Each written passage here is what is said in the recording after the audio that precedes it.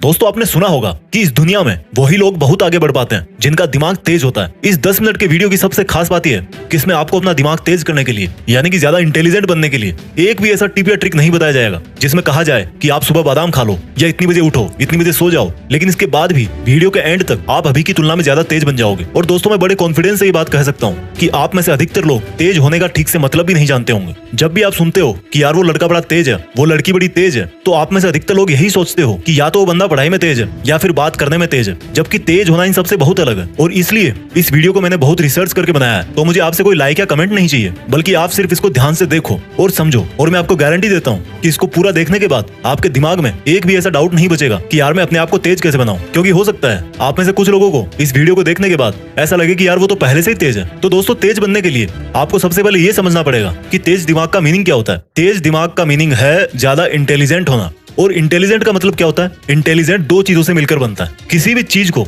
या क्वालिटी को अच्छी तरह से फटाफट एक्यूरेटली सीखना और उसी फिर सीखे हुए नॉलेज को फ्यूचर में जरूरत पड़ने पर सही ढंग से सही जगह पर काम में लेना। सिंपल वर्ड्स में समझाता हूँ, यानी कि अगर आपने इन दो चीजों में महारत हासिल कर ली कि सीखना क्या होता है और उसको काम में कैसे लिया जाता है, तो लोग आपके बारे में यही बोलेंगे कि यार ये बंदा ना भाई सच में इंटेलिजेंट है। किसी भी चीज को सीखना और काम में लेना सुनने में बहुत ही छोटे लग रहे हैं, लेकिन यही वो दो चीजें हैं जो सक्सेसफुल लोगों को एक नॉर्मल आदमी से अलग बनाती है। तो मैं आपको सीखना और काम में लेना एकदम खुल्लम खुल्ला बताऊंगा, एकदम सिंपल वर्ड्स में बताऊंगा। आपको अब यहाँ से इस वीडियो की एक भी लाइन मिस नहीं करनी है। सबसे पहले बात करता हूँ सीखने के बारे में कि क्या सीखें और कैसे सीखें। दोस्तों इंग्लिश के अंदर एक कहावत है कि master of all jack of none, यानी कि अगर आप सब कुछ सीखना चाहोगे तो कुछ भी ठीक से नहीं सीख पाओगे। कहने का मतलब है अगर आप ये सोच रहे हो कि इस दुनिया का हर तरह का टैलेंट, हर तरह का ज्ञान मैं अपने दिमाग में भर लूं और फिर इंटेलिजेंट कहलाऊंगा, तो मेरे भाई आप बेवकूफ हो। मुझे एक बात का आप जवाब दो, आपने अभी तक अपनी लाइफ में जितने भी बड़े लोगों का नाम सुना है, उन बड़े लोगों में से कितने ऐसे लोग हैं जिन्होंने एक से ज्यादा फील्ड में अपना नाम कमाया है? आपको शायद ही ऐसा कोई सक्सेसफुल इंसान मिलेगा जिसने फुटबॉल में वर्ल्ड कप जीता हो, उसी बंदे ने म्यूजिक के अंदर भी ऑस्कर अवार्ड जीता हो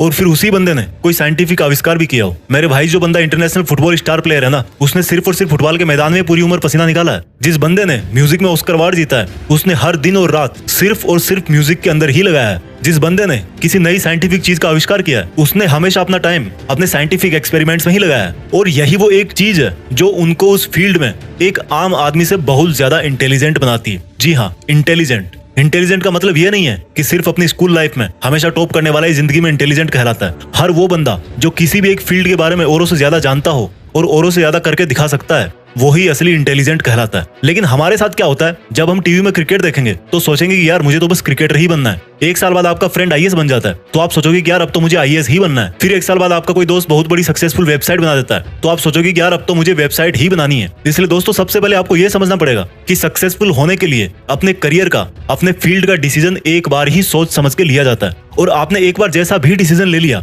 आपको उसे कभी नहीं छोड़ना है। क्योंकि मैं 100% कॉन्फिडेंस के साथ बोल सकता हूँ कि अगर आपने हमेशा अपना टारगेट, अपनी डायरेक्शन पूरी जिंदगी भर एक ही तरफ रखी है, तो आप उसमें निश्चित रूप से इंटेलिजेंट बन जाओगे। और इंटेलिजेंट बनने के बाद आप क्या कर सकते हो वो तो आपको भी पता होगा।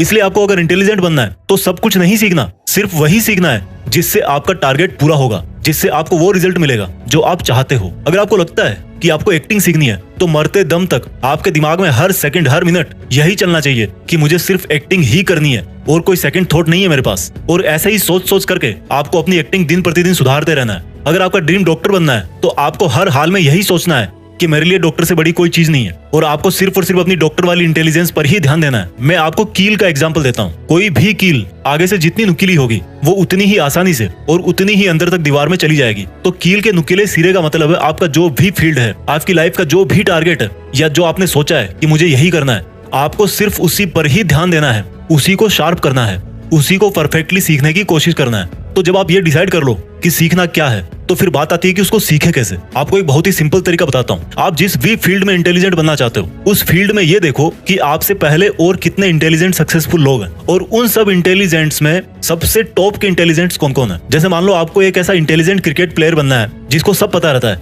कि कौन सी बॉल पर किस तरफ कौन सा शॉट मारना है, तो अब आपने ये देखना शुरू किया कि क्रिकेट की हिस्ट्री में बड़े बड़े प्लेयर कौन कौन से हैं। उनमें से एक नाम निकल के आया सचिन तेंदुलकर। अब आपको सचिन तेंदुलकर की तरह एक पावरफुल बैट्समैन बनना है तो आप उनके पुराने मैच देखो, उनके इंटरव्यू देखो उनकी लाइफ के बारे में पढ़ो, वो किस तरह से अपने आप को मोटिवेट रखते हैं, उन्होंने किस किस प्रॉब्लम का सामना किया है और उन प्रॉब्लम्स को कैसे सॉल्व किया है, उन सबको जानो। इस तरह से आपको ऐसी बहुत सारी चीजें पता लग जाएगी जो आपके फील्ड में जानना बहुत जरूरी होती है, और वही बातें आपको इंटेलिजेंट बनाती है। क्योंकि हो सकता है आप जिस भी फील्ड में इंटेलिजेंट बनना चाहते हो उसके लिए आपको बहुत बहुत जगह से सीखने को मिल सकता है। सीखने के हजारों तरीके हैं, लेकिन कुछ भी सीखने के पहले ये अच्छी तरह से ध्यान रखना कि क्वांटिटी पर नहीं, क्वालिटी पर ध्यान देना है। आपको एग्जाम में टॉप करने के लिए 50 किताबें पढ़ने की जरूरत नहीं है, सिर्फ 5 किताबें चूज करो अच्छे राइटर्स की, एग्जाम निकाल दोगे।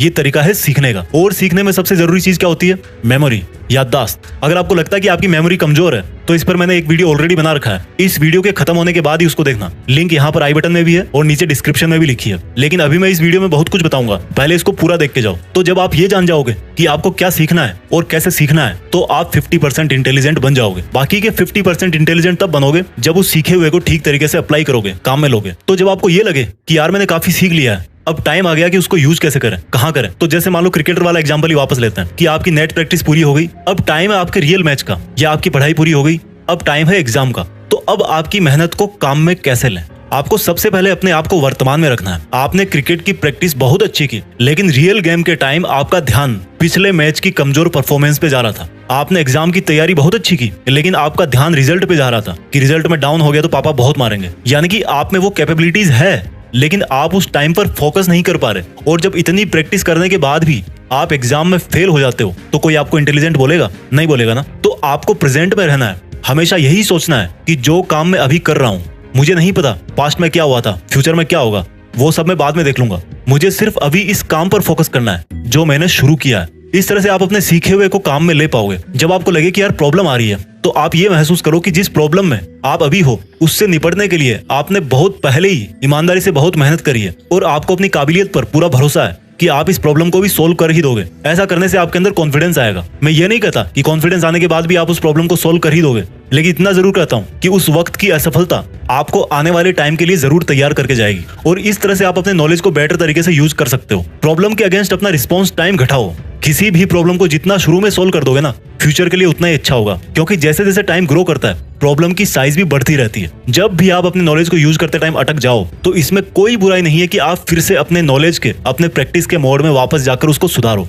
दोस्तों ध्यान रखना, सीखना और उसको काम में लेना, ये दोनों प्रोसेस हमेशा पैरेलल ही चलती है। ऐसा नहीं कि आप कुछ सीखने के बाद फिर कुछ नहीं सीखोगे। इसलिए जब भी आपको लगे कि यार मेरी ट्रेनिंग में या मेरी प्रॉब्लम सॉल्विंग एबिलिटी में, मेरी ग्रोथ में कोई कमी रह रही है, तो आपको फिर से लर्निंग को और मजबूत बनाना है। दोस्तों आपने कई बार सुना होगा कि जब पहले सर्कस में किसी नए शेर को लेना होता था तो शेर के बच्चे को लिया जाता था, क्योंकि ये माना जाता था कि अगर बड़े शेर को लेंगे तो उसको सिखा नहीं पाएंगे। लेकिन इंटेलिजेंट बनने में ऐसा बिल्कुल नहीं है। आप चाहे लड़का हो चाहे लड़की हो, आप चाहे 20 के हो या 60 के हो, आप हमेशा अपने आप को ज्यादा से ज्यादा इंटेलिजेंट बना सकते हो। और अगर आपको मेरी बातें सुन के ऐसा लगा कि आप में भी कोई खूबी है, आप भी ऐसा कुछ जानते हो जो हर कोई नहीं जानता, तो मेरा यकीन मानो आप भी एक तरह के इंटेलिजेंट हो। उस इंटेलिजेंस को और बढ़ाओ। और अगर आपने अभी तक अपने अंदर ऐसी कोई खूबी नहीं ढूंढी है, तो कोई एक चीज फिक्स करो, उसको सीखो और सही ढंग से काम में लो। और जब इंटेलिजेंट बन जाओ तो देश में अपना नहीं बल्कि दुनिया में देश का नाम करो।